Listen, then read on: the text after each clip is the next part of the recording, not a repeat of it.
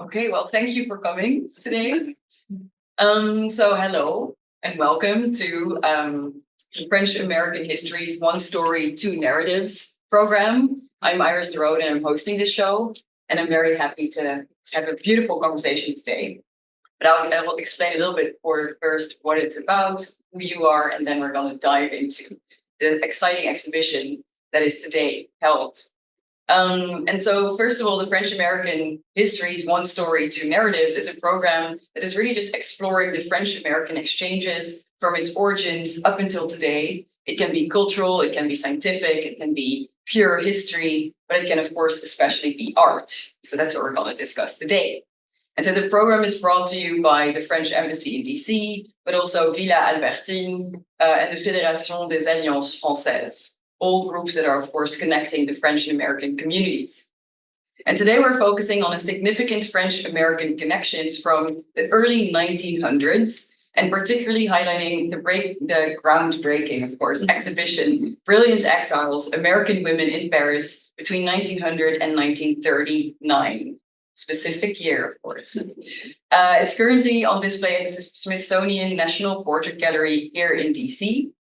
Up until February 23rd, 2025. And then it's going to travel through the United States. So it's going to be at the Speed Art Museum in Louisville, Kentucky, between March and June 2025. And then also the Georgia Museum of Arts in Athens, Georgia, between July and November 2025. So you're going to tell us all about this exciting exhibition that you curated and designed and thought through. And so it does shine a light on the 20th century American women who sought freedom, but also opportunity in Paris. So they came from America, of course, from the United States, and went to Paris, the city of dreams, of light, obviously, but also of opportunity for them. And so they really made a lot of contributions across the cultural world, from literature to publishing, to dance, to music, fashion, but also, of course, paintings. So that broad spectrum of different cultural expressions is what we're going to explore today, but also the historical context and the importance of the differences between US and France at that particular time period, so the early 1900s. And so I'm really thrilled to welcome Robyn Asleson. Well done. The curator of Brilliant Exiles. And so she joined the National Portrait Gallery in 2016, where she had made significant contributions as a curator of the prints and drawings department. Her work is distinguished by her deep expertise in transatlantic cultural exchanges. So the perfect person to talk about French-American relations, of course, but also in particular on the role of women as cultural agents and the intersection of portraiture and performance. Robyn holds a BA, MA, and PhD from Yale University. And with your doctoral dissertation, you received an important award for your exploration of the classical influences in English painting. And before the National Portrait Gallery, you also served as the lead author of British Paintings at the Huntington, and you co-edited another book, and now your research is in particular on 19th century theater, which is currently developing into a very exciting exhibition about theater and its importance for American history. So thank you so much for coming today and to talk about your very exciting exhibition that we have visited together. So I was privileged to see the exhibition a few months ago. But so we'll delve into your inspirations behind. So we were going to talk about how this exhibition is curated, and then, of course, what the stories are that you want to tell through the portraits that are hanging today at the National Portrait Gallery. So thank you again for coming. Thank you for inviting me. I'm very excited to speak to you about this exhibition. So thank you. And by the way, questions will be asked after our interview. So we'll have on Zoom, you can ask in a Q&A, and you can also ask some questions at the end, of course. So I'd like to start with the title, Brilliant Exiles. Of course, also the women going between the 1900s and 1939. So can you explain the name of the exhibition, but also how does it capture the essence of what you want to convey? Right. Well, Brilliant Exiles. The word brilliant I was attracted to because it has a kind of visual component, which seems good for a portraiture exhibition. We think of shining light and city of light. There was this kind of radiant quality to it, which I felt, and also we think of people who are really intelligent, very bright, very brilliant. So I like that idea of it. Then exiles is more tricky. There's been a lot of work on the word exiles and the concept of the exile. It's not always a political exile who's forced to leave their country. Sometimes and often it's a voluntary exile. If you're in a repressive society, for example, as I think many of these women believe they were. And then there's also Edward Said writes about the exiles' experience of a kind of dual reality of the home that they're used to and the place they're in, and how that kind of gives them a new perspective. They're a third way. And then there was a book called The Exile's Return by Malcolm Cowley, who was one of these men who went to Paris and wrote these wonderful nostalgic memoirs about what it was like to be a callow youth in Paris. And so I kind of wanted to play on his use of the word exile, but in this case, it's the brilliant exile. It's the women, not the men. Very, very interesting. And can you talk us through the central narrative of your exhibition? So what's the period you focus on specifically, and why is that period so, relevant for what you want to say? And also, what about women? Why are you focusing on the women at the time? Right. Well, I was interested in international cultural exchange anyway, so I was looking at that, and I just noticed in our collection we had so many of these women who had gone to Paris in the same time period. And then I looked elsewhere, and there were so many wonderful portraits in other institutions of women, a lot of them in storage, hadn't been shown. And we hear so much about Ernest Hemingway and F. Scott Fitzgerald, all these men. But the more I dug in, the more I realized the women were the ones who were doing remarkable things, really altering Paris in ways that their male counterparts weren't. And I really took the narrative and the time frame from those women. So turn of the century, it's the new 20th century. Isadora Duncan goes to Paris. Gertrude Stein goes to Paris. Sarah Stein goes to, all these women start going to Paris. And then 1939 was a very definite break. It was a change. A lot of these women stayed through World War One. They went to France to help with the First World War. They received the Legion of Honor medal, but they usually went home in 1939. So that seemed like a logical point. Yes.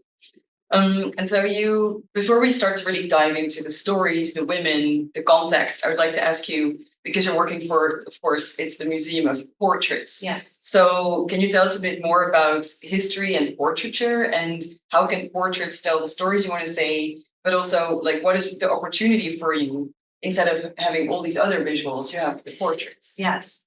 Well, you find working in the portrait gallery that there's something very special when people come to look face to face at another person and to read about their lives. There's an empathy, I think, they get an understanding and kind of relationship that's very different from just a work of art. So that's a wonderful opportunity, especially when you're talking about people who've been neglected in the historical narrative. So that's the opportunity, and it's great. The challenge is not everyone you'd like to represent and who's historically significant ever have the courtesy to sit for a portrait. And I do get rather resentful sometimes. There were so many women I would have loved to have in the show, but there just wasn't a suitable or available portrait. So I won't even list the names, but there are many. Anyone who's interested in this period can see their gaps. But I do think we have a good enough variety that you get a sense of the huge gamut of fields of endeavor these women were pursuing and the impact they made. And so you really selected them also because of the existence of the portrait. That is interesting. Yeah. Yes, there are some in illustrated in our catalog of things I couldn't find, but I know they're out there. So I'm hoping people start searching their attics and let me know if they find anything. That would be amazing. Maybe in the audience we have that tonight.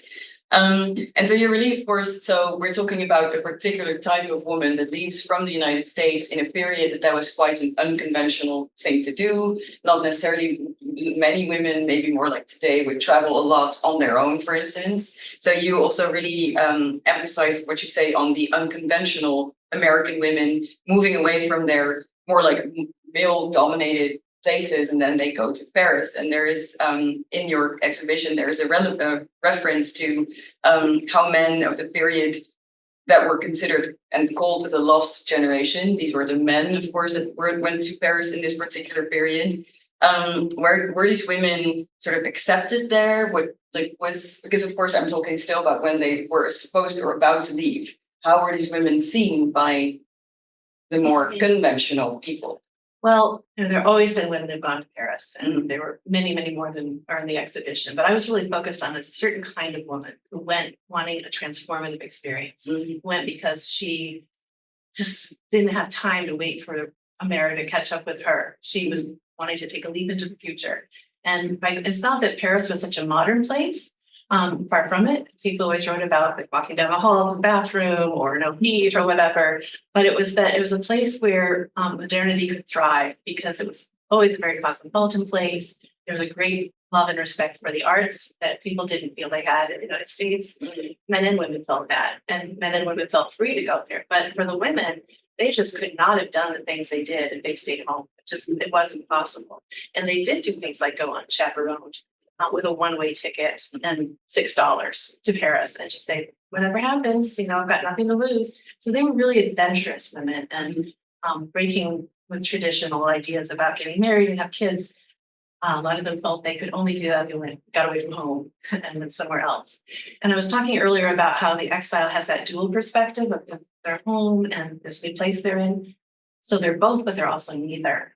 They're neither French women in France, nor are they American women in America. They're just under the radar. So they have this incredible freedom to do what they wanted to do.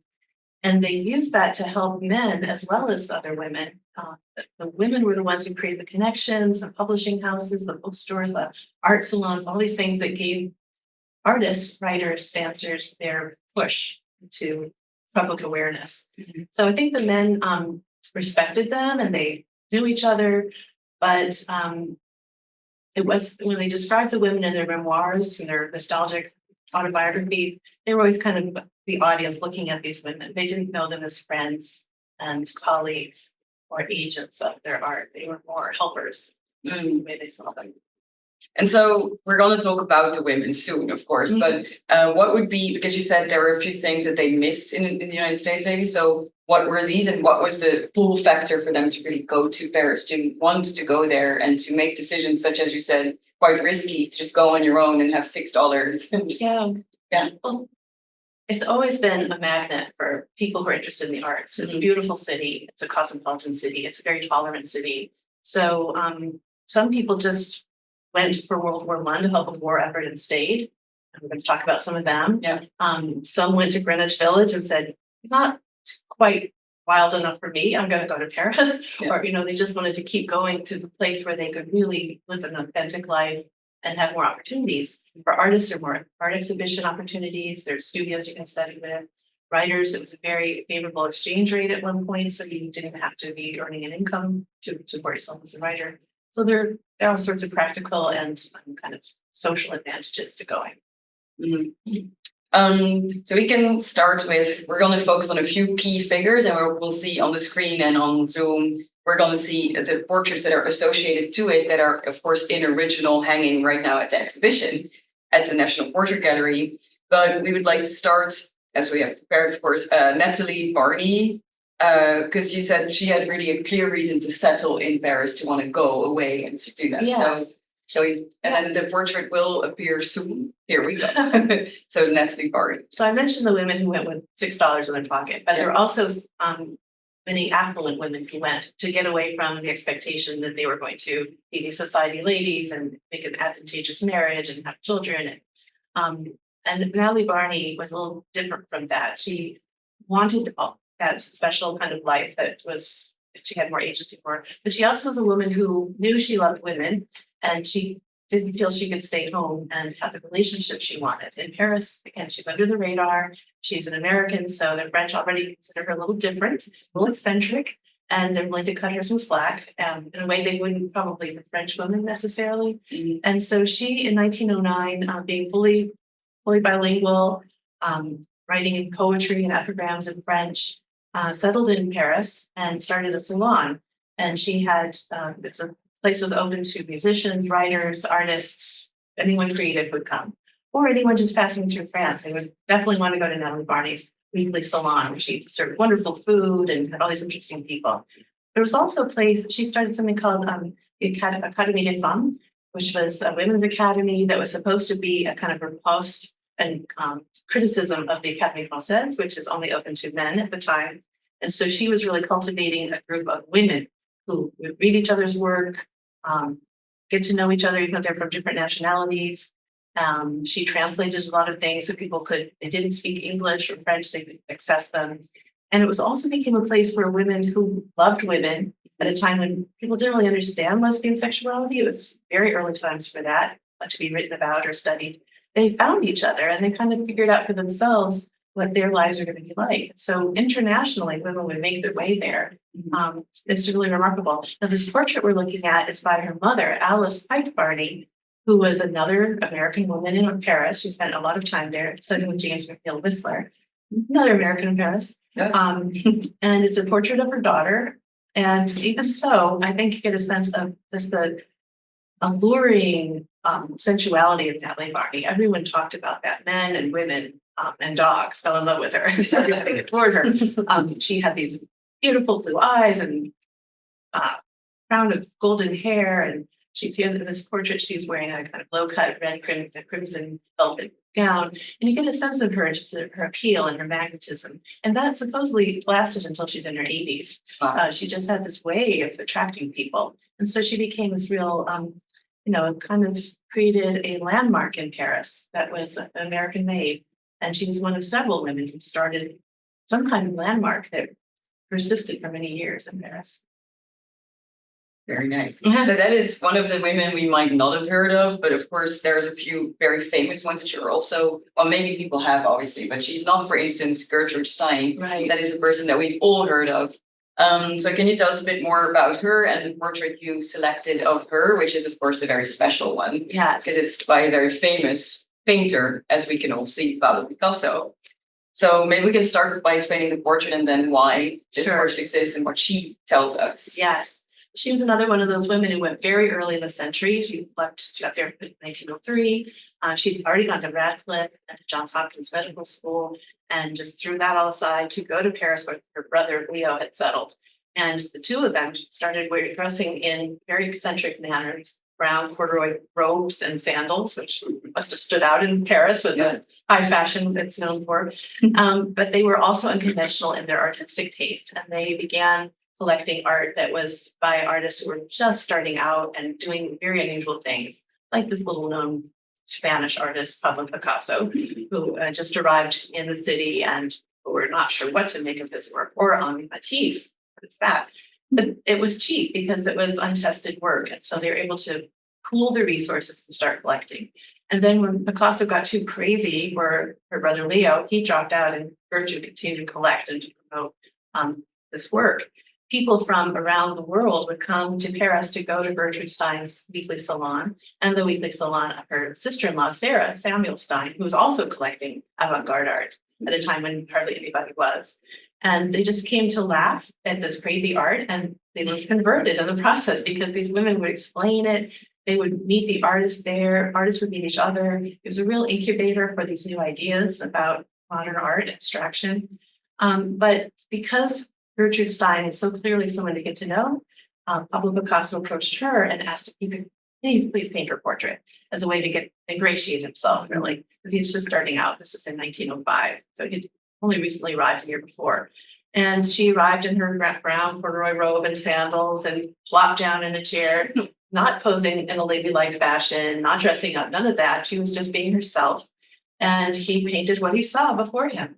Not only that, but when you see the painting in person, or there's actually X-rays and other imaging techniques that show, he made her look even more off-kilter, more like sloping over to one side by lowering one shoulder and raising the other, by shortening her fingers so she seems to be kind of clutching her knees.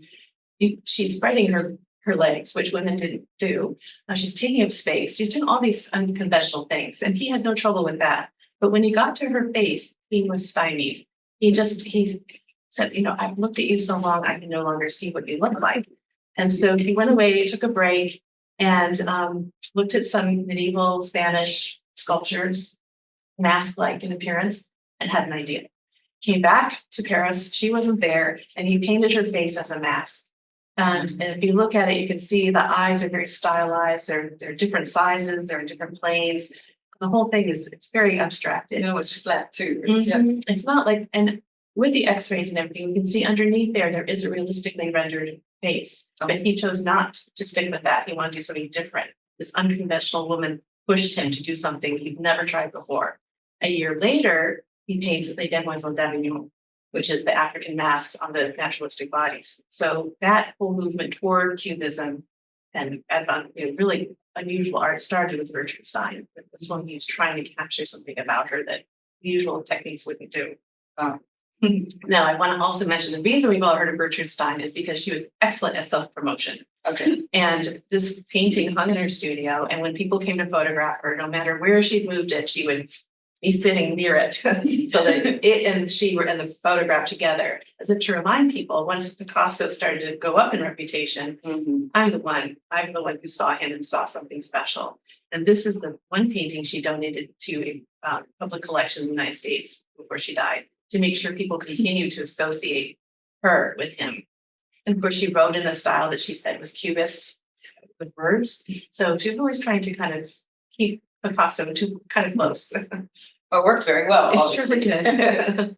And in these, just a question about these salons you're describing, because the other woman we described before was also part of the salon. Was it a place of course, of networking, of ideas exchange, cultural, as in the painting techniques themselves? I'm sure it was one of these very bubbling networks. It was, because there weren't museums showing this work. If you wanted to see it, you had to go to these women's houses and look at it. And we have so many anecdotes of people saying they went to Paris, they went to one of the Stein salons, and it was like an epiphany. They came in not understanding at all, and they left thinking, "Oh, I get it now." And other women, American women who went to Paris, would go and become collectors themselves. People like Catherine Dreyer, like Chadbourne, and they founded collections in the United States with what they brought back from Paris. And so they made artists as well, just to kick off their careers. This was a place. Artists need support. They need promotion. They need encouragement. And without these women, they weren't going to get very far. I think that's very interesting as an aspect we often don't realize about the famous painters. Like, how did they become famous? Who's behind that, right? So, exactly right. Very interesting. Another person more important, we could say, for literature, and a place we might all have heard of, called Shakespeare and Company, of course, the bookstore in Paris, one of these beautiful, it's very close to the Notre Dame on the Seine. You have this very old, beautiful bookstore. Can you tell us about its founder that we have on the next portrait? Yes, this is one of my favorite portraits in the exhibition, I have to say, and I'm very fond of the woman. It represents Sylvia Beach. She's one of these women who went to Paris, or went to France, I should say, to help with World War I, and came from no money. Her father was a minister, and she noticed that all the women were doing the work, and the men were kind of bossing them around, the officers. And she wrote home to her mother saying, "I am not doing that. I'm going to do something different with my life," and came up with the idea, since she loved books, that she'd start an English language bookstore in Paris. And she said, "There's nothing else like it. It's got to be a big success." She wrote to her mother. Her mother sent all her savings to her to fund this bookstore. And she specialized in experimental literature. So these were things like banned books, V.H. Lawrence, things like that. Little magazines, which were the independent magazines that published experimental poetry. Just things you couldn't find anywhere else. Works of the Harlem Renaissance, for example, she brought to Paris. So she did very well, and then she decided she was going to take a huge risk and publish James Joyce's Ulysses. It had already been serialized in the United States by another group of two women who again took a chance, and for their trouble were prosecuted for distributing pornography. And they ended up saying, "Forget it, we're going to Paris," because we could be freer there with these censorship laws. But Sylvia Beach said, "I will publish the book." Never did anything like that before. Let James Joyce continue to write the book as it was being typeset. He kept having second thoughts about a paragraph or a sentence, making all these changes. It was very expensive, but she did it. And it's because of her we have the book we do today. So the Shakespeare and Company you're referring to is not her shop. Oh, really? I thought okay. Her shop was on Rue de l'Orient, and across the street was her partner's shop. They'd be friends with books, basically. But when the Nazis invaded Paris, an officer came to her shop and demanded a copy of James Joyce's Finnegan's Wake that was on the window, and she refused to sell it to him. He became furious and said, "I will be back for everything in your shop." Oh. And overnight, she and her friends emptied the shop, moved it, hid it on an upper floor, took down the sign, destroyed all evidence they could. She was eventually interned with other American women held in a prison. But she never opened her shop again. But a man called George Whitman really admired her and started the Shakespeare Company that you know of. And it's his daughter, Sylvia, named for Sylvia Beach, who runs it today. Okay. So it's a nice tribute to her. Interesting. Okay. I learned something very new there. Well, it's a nice story. It's better that way, in a sense. Yeah, it is. And you already mentioned a few times, like, it's more free, it's a different world.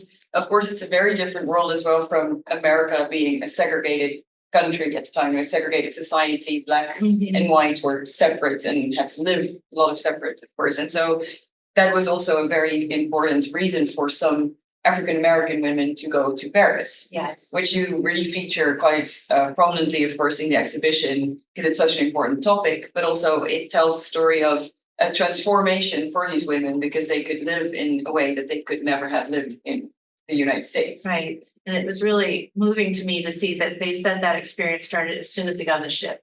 If they took a French liner rather than the American liner, which was still segregated, they said the minute they got on the ship, they were treated differently. And they realized that all the stories they've been told about how it was freer in Paris, it was all true. So they all wrote about just to be relieved of the burden of having to think about your race all the time, places you could go and couldn't go, and were you going to be humiliated at a shop or a restaurant or whatever. So it was wonderful, and they were adopted by the French in a way.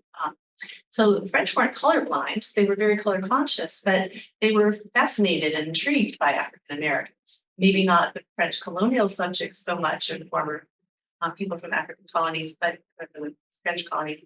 But the Americans they thought were really interesting. They were fascinated by jazz and music and dance that was coming out of Harlem.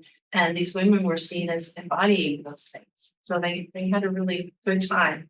Yeah, so maybe we could go through a few examples too. So Ada, who's actually called Ada Bricktop Smith, maybe you can explain the name as well, and then explain how she was important for mainly nightlife in Paris. Yes. So before Madonna, there was Bricktop. She just went by one name, and she had red hair. And I think we're going to move on to the next slide. And so because of her red hair, she got the name Bricktop. And she started off in Chicago and New York and was just kind of a performer. And someone said, you know, you've got a great personality. There's an opening for a hostess in Paris in a club. And why don't you go? And she said, I knew nothing about France. I knew no French. But it was an adventure for the sake of adventure. I just love that again and again. So we're like, why not? Just try it. Let's go. So she went and she was horrified because she ended up in this little hole in the wall and she'd been in these great clubs in New York. But a busboy there, when he found her in tears, kind of consoled her. That was Langston Hughes, the poet, working as a busboy, and encouraged her to stick it out. And she did. And she did have this really incredible magnetic personality. People started coming to the club. Everybody from the Prince of Wales to Cole Porters, movie stars, they would, and many French people would go to learn the Charleston or a dance called the Black Bottom that she taught to the Prince of Wales, the future King of England, which I love. She taught people who went to parties at like Cole Porter's house or Elsie DeWolf's house how to do the Charleston. Everybody went through Bricktops. It was a little bit like with Natalie Barney. You know, everybody had to go and visit this famous place. And a lot of the African American performers came through and performed there as well. One of them was Josephine Baker.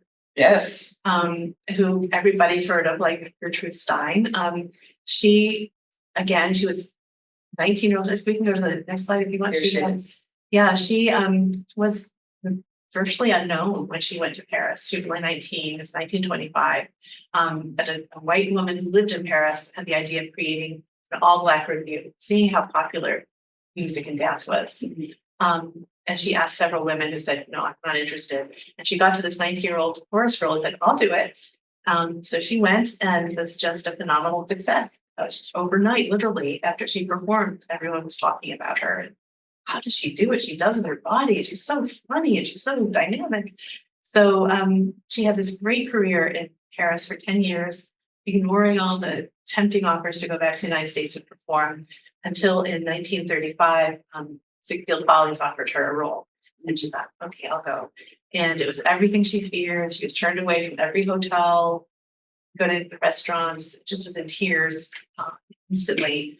And the reviews of her show were not great either. And so when she came back to Paris, it was such a relief to arrive at the train station, and there's just a mob scene on the platform with people giving her flowers, seeing her photograph. And the director of this Folie Bergère, you're seeing in the slide, said it's our 15th anniversary and we're going to have a whole show around you. And this is the poster that advertises it. You just get a real sense of her joy. Mm-hmm. And her relief to be back in Paris. And next year she becomes a French citizen and goes on. And today she is still celebrated, of course. Yes, she's in the Pantheon for national heroes in France. Exactly. She officially is one of the first women, I believe, to have been reburied there, of course. Mm-hmm. And so, because you mentioned, so there's of course a lot of other women as well. So we have this is more like the entertainment side and so on. There's also a painter herself, so-called Lois Mailloux Jones, which we have. So she obviously made a self-portrait here, which you can see, but she was known for her art, not just for helping artists, promoting literature, helping others, but she really was herself an artist. Yes, she was. She wanted to be a painter. She worked in Washington, D.C. at Howard University. She was a professor there. And because she was a woman, she was consigned to teaching design. And the men were the painters and the sculptors. And she really wanted to be a painter. She really wanted to exhibit her work and be a famous painter. And she ended up getting a sabbatical year in 1937 to go to Paris. And again, just night and day, she couldn't believe the difference. Emile Bernard, the post-impressionist artist, adopted her, let her store her canvases in his studio, and just was as helpful as could be. And she met a French artist named Céline Tabouy, who became her interpreter and friend. And just it changed her view of herself. She said it was there that I first realized I could be a painter. I could have my work exhibited. This was happening for me in Paris. And when she got back to the United States, she did the self-portrait, which I think is her declaration of herself as an artist, with the paintbrushes and the easel. And in the background, you can see some African figurines. This was another thing that was so important for these Black American women. They went to Paris and they had direct contact with African art for the first time, with people from the African continent. And there was this, Pan-African movement that was starting at that time. So they were making connections that made them see themselves in a different light than just American. They were part of this African story. And so I think in this portrait, she's really summarizing all that. And then when I went through her papers at Howard, I think there's another image of this. I was so moved to see all of these snapshots she had in her archive, showing her painting in public places around Paris with white people standing around looking very respectfully at what she was doing. And I just thought, she's keeping these for a reason. This is reminding her when she's in Washington, where she wanted to exhibit something in a work, in an exhibition. She had to have a white friend take the painting to the exhibition, so they would think the artist was white. In Paris, that was not an issue. She had so much respect. So I just think that image is really, it's also a lot about what Paris meant to this woman. Yes, so many women. And what you're saying too is that the French public was maybe intrigued for different reasons, but then they really respected them. They really were, opening doors and everything for them instead of always closing them, of course. Yes. But I wanted to ask maybe about, because the reactions of the French, let's say just average public, they were supportive of not just this, but all these things we've said, right? So that Josephine Baker became a real celebrity. So they really had a platform. Yes. Yeah. And Josephine Baker's a really interesting figure because she was one of the first to come and really have a big public profile. And she was expected to be modern because she was American, but she's also expected to somehow be African, just because of her heritage. She's from St. Louis. She really doesn't know anything about Africa. But there was this kind of expectation that her shows would be about that. So that's why she's wearing the grass skirt or the banana skirt. It was this kind of primitivist idea that was very popular at the time among artists and writers, that from Africa and other places that were seen as being primitive, this decadent European civilization could get re-energized. And so because it was closer to the earth or emotion or all these ideas people had at the time. So she really had a double burden to be both modern and sort of primitive. But she said, because I was expected made to play the savage on stage, I was as civilized as possible in my personal life. So she wore only couture clothing. She modeled in fashion magazines. She started her own cafe under her name. And she was come in dressed beautifully, and every designer wanted to dress her for free. So she was really kind of straddling this line of time.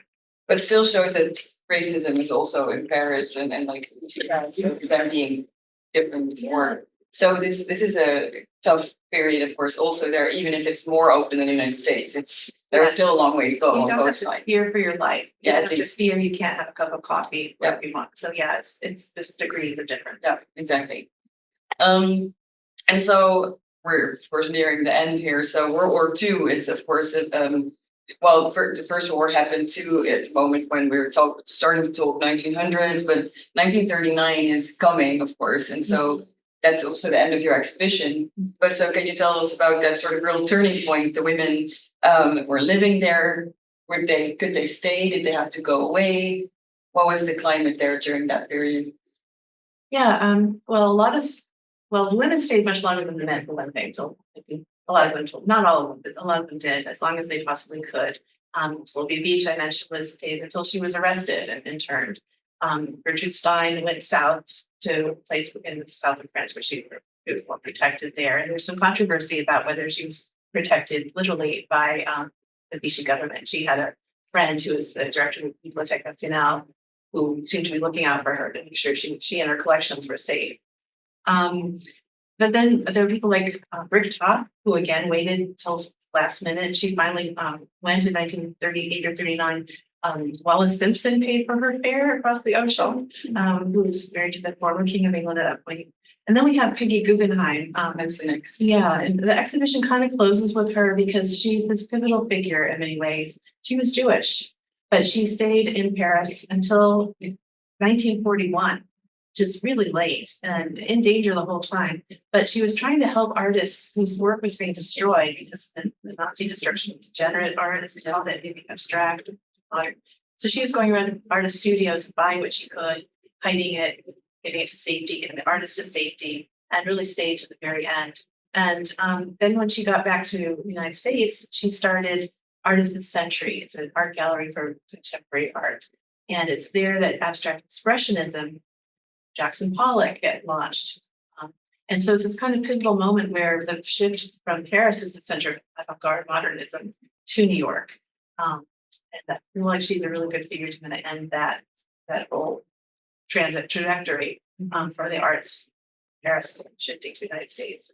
Yeah. And so I think what's so interesting is all these different women have a lot of things in common, being really trailblazers, you could say, or people that would connect the people to make others well known. They would become well known themselves, of course. And there's, of course, also a lot of French-American exchange happening because this series is focusing really on the exchange part. So if you think about what did they bring to France and what did they bring back to the US? Well, you said Peggy Guggenheim had a very clear what she brought back, but can you maybe develop a little on that? Yeah, I think in more abstract terms, what they got from France and what they brought back from France was a sense of possibility. So many of them did things that nobody else in France had done. And because Americans tend to have this kind of, let's just do it attitude, and kind of, they just did it. And when they were given the exhibition to me is really what women can do, what people can do when you give them the freedom to really be themselves and to do what they're capable of. So they did things that were unusual. And then many of them, when they went back to the United States, continued to do really unusual things. Like one of the women we didn't talk about, Caresse Crosby, she had left her life of sort of a traditional life in the United States to publish avant-garde literature and these deluxe editions in Paris. And then when she got back to the United States, she started an art gallery in Washington, D.C., which is the first to specialize in European modernism and African American art. Then she founded two international peace organizations. She started an artist colony in Italy. She just did all these things that were so unusual, and it seemed like a lot of people thought they could try to do anything now because they'd had that experience in France. Mm-hmm. Beautiful.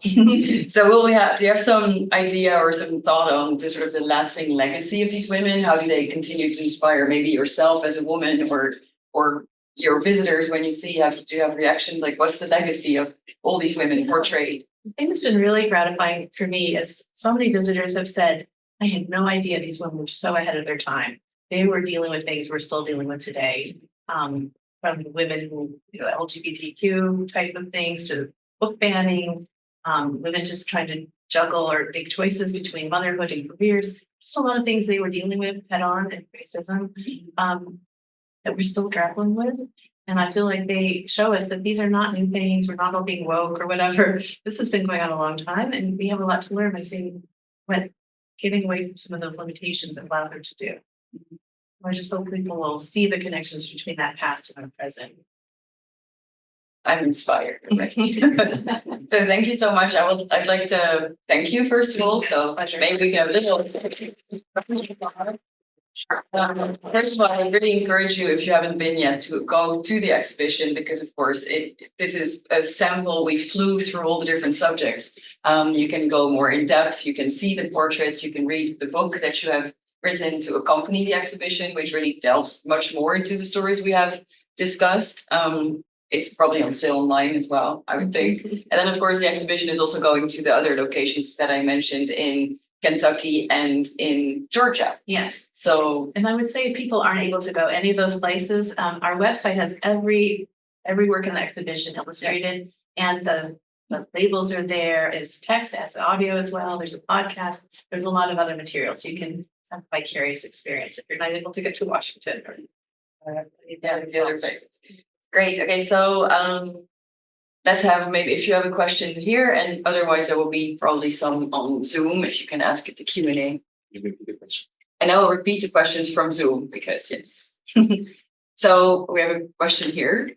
Could you comment a little bit about the lives of some of these women after the Second World War? How many of them returned to Paris? Were they as active as they were before there? Did they stay in the United States, or did they go somewhere else? I believe, for instance, Bricktop went to Mexico. Mm-hmm. I need to repeat the question for the people on Zoom. So the question is, what happened to most of these women after the Second World War? Some had left Paris, some had been back to the United States. Did they stay in the US? Did they go back to France? Did they go to other places? Mm-hmm. Yes, it's a mixed bag. One thing I didn't want to do is create some kind of monolithic narrative of women. They all did different things. So some went back. Gertrude Stein went back. Isadora Duncan had already left the stage at that point, but she never left France. Lois Mailou Jones went back to France every summer.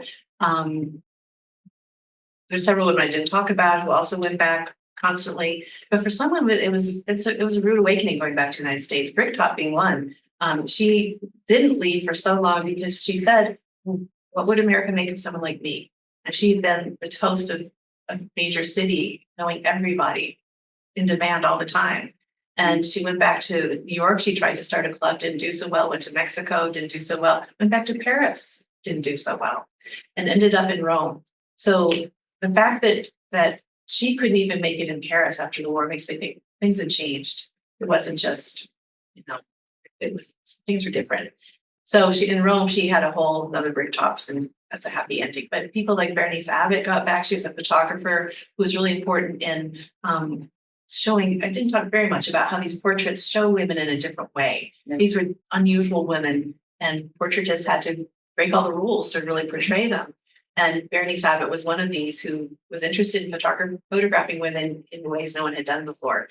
When she got back to New York, she lost interest in photographing people. So they're boring. They're not like the people I know in France. So she started photographing buildings, and she did a whole series on changing New York, the way that the city was being modernized and how the old and the new were together. So it really was a sea change in many different reasons for many different people.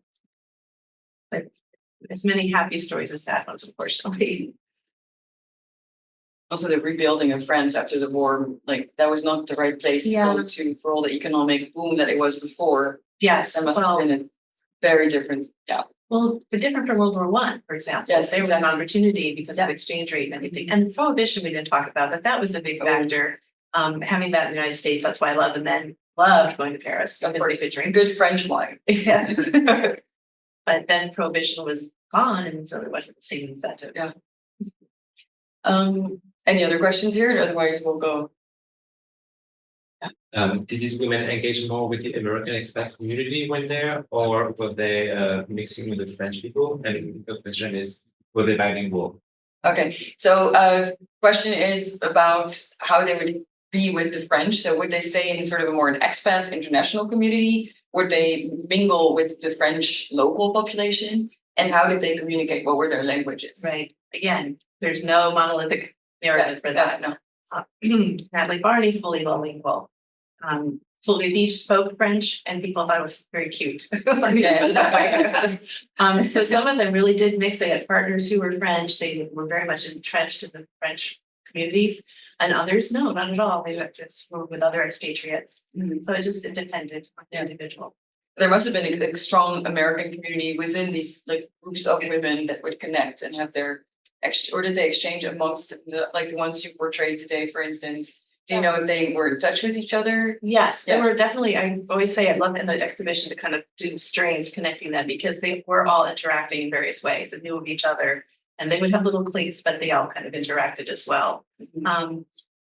But the thing that was really interesting about these women is they were creating these communities there to kind of to promote people and to give them some kind of support, and it was social as well as professional. Any other questions? What is something that surprised you during the creation of this exhibition? So what is something that surprised you during the creation of the exhibition? Surprised people. I worked on it for so long, I can hardly remember what surprise anymore. How long did it take to create this? Well, so I started really in 2019. I was really thinking then about Me Too, because a lot of the women who went early on were being chased around studios by artists and writing about it, and it felt very contemporary. A lot of those negotiations of trying to be seen as an artist and yourself not the model or the muse for a male artist.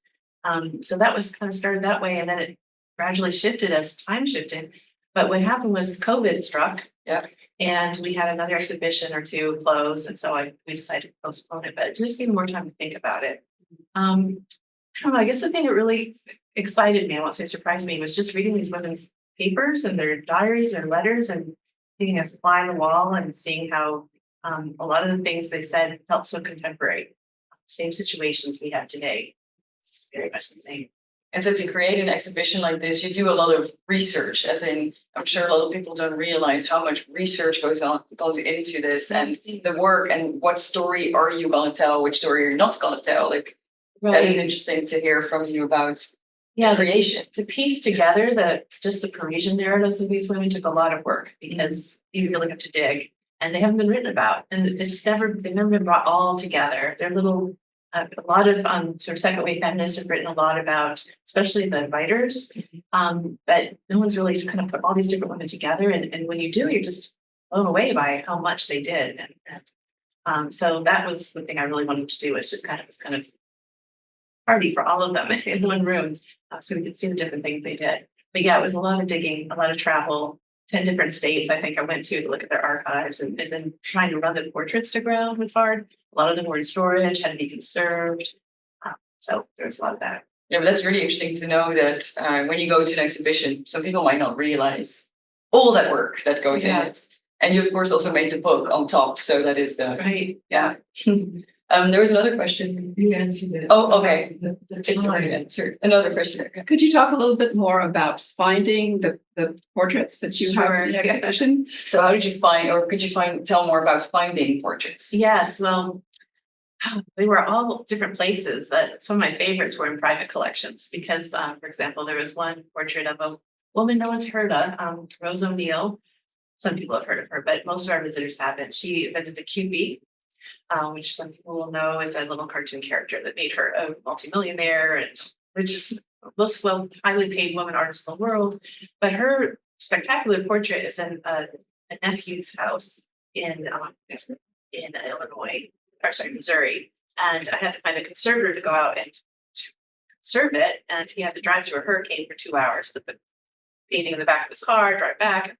All this. I found another portrait in a box in a special collections library in Illinois, just random places, or in just museum storage. It's never been shown, not in good shape. And I'm really hoping that now these paintings will have a life, these portraits in general have a life after this exhibition. People know they're out there.